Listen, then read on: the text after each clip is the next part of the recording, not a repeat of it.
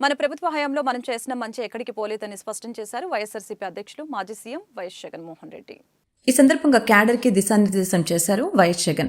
చంద్రబాబు ఇప్పుడు రాష్ట్రం ఆర్థిక సంక్షోభంలో ఉన్నట్లు చిత్రీకరిస్తున్నారని, మన ప్రభుత్వంలోకి వచ్చినప్పుడు చంద్రబాబు చేసిన అప్పులు ఉన్నాయని, వాటికి వడ్డీలు కూడా ఉన్నాయనే విషయాన్ని వైఎస్ జగన్ మరొకసారి గుర్తు చేశారు. ఆ సమయంలో కోవిడ్ లాంటి విషమ పరిస్థితులు వచ్చాయని తెలిపారు. ఖర్చులు అనూహ్యంగా పెరిగినప్పుడు ఎలాంటి సాకులు చెప్పలేదని, శ్వేతపత్రాలతో నిందలు మోపే ప్రయత్నం చూపలేదని, కోవిడ్ ను సాకుగా చూపి ఎగ్గొట్టలేదని జగన్ అన్నారు. ఈ రోజు కూడా ప్రతి వైఎస్ఆర్సీపీకి సంబంధించిన ప్రతి కార్యకర్త, ప్రతి నాయకుడు కూడా ప్రతి గ్రామంలోని ప్రతి ఇంటికి కూడా తల ఎత్తుకొని సగర్వంగా ప్రతి ఇంటికి పోగలుగుతాం. మా ఎన్నికల మేనిఫెస్టోలో మేము ఇవన్నీ చెప్పాము. చెప్పిన ప్రతిదాన్ని కూడా ఒక బైబిల్గా, ఒక ఖురాన్గా, ఒక భగవద్గీతగా భావిస్తూ ఏకంగా 99% హామీలు అమలు చేసి మేము మన్ననలు పొందగలిగాము. మాకు కోవిడ్ లాంటి సమస్యలు ఎదురైనా కూడా ఏ రోజు సాకులు చూపించలేదు, ఏ రోజు ఇవ్వకుండా ఉండడానికి కోసం కారణాలు వెతుక్కోలేదు.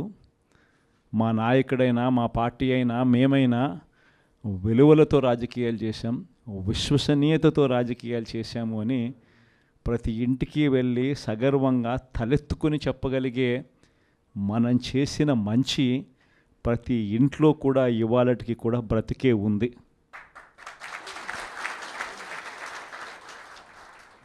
ఈ మంచి ఎక్కడికి పోలేదు.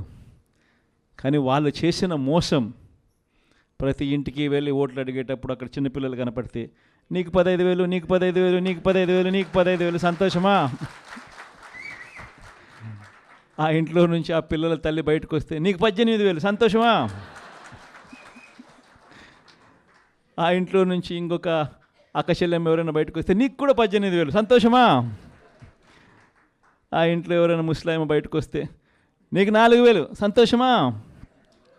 అని ఇట్లా మాటలకు నిజంగా ఇటువంటి అబద్ధాలకు, ఇటువంటి మోసాలకు కాస్త ఆ ఇంట్లో ఒక 20 ఏళ్ళ పిల్లోడో 18 ఏళ్ళ పిల్లోడో ఎవడన్నా బయటకు వస్తే నీకు నెల 3,000 రూపాయలు నిరుద్యోగ వృత్తి, నీకు సంతోషమా?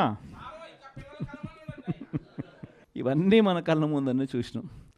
అంటే ఇటువంటి ప్రలోభాలకు ప్రజలు కూడా ఏమో జగన్ చేసినాడు కదా, జగన్ బాగానే చూసుకున్నాడు మమ్మల్ని అందరినీ, జగన్ పలావ్ పెట్టాడు, చంద్రబాబు నాయుడు బిర్యానీ పెడతానంటున్నాడు, జగన్ కన్నా చంద్రబాబు నాయుడు వయసులో పెద్దోడు కదా, మరి జగన్ పలావ్ పెట్టినాడు అని అంటే చంద్రబాబు బిర్యానీ పెడతాడేమో అని ప్రజలందరూ కూడా కాస్త కూస్తో మోసపోయి చంద్రబాబు నాయుడు వైపున చెయ్యిపోయింది. కేవలం 2.5 నెలల్లోనే ఒక ప్రభుత్వం మీద ఇంత వ్యతిరేకత రాగలుగుతుందా అన్న ప్రశ్నకు ఏదైనా ఎగ్జాంపుల్ ఏదైనా ఉంటుంది అని అంటే అది చంద్రబాబు నాయుడు గారి ప్రభుత్వమే అని చెప్పి కూడా చెప్పచ్చు.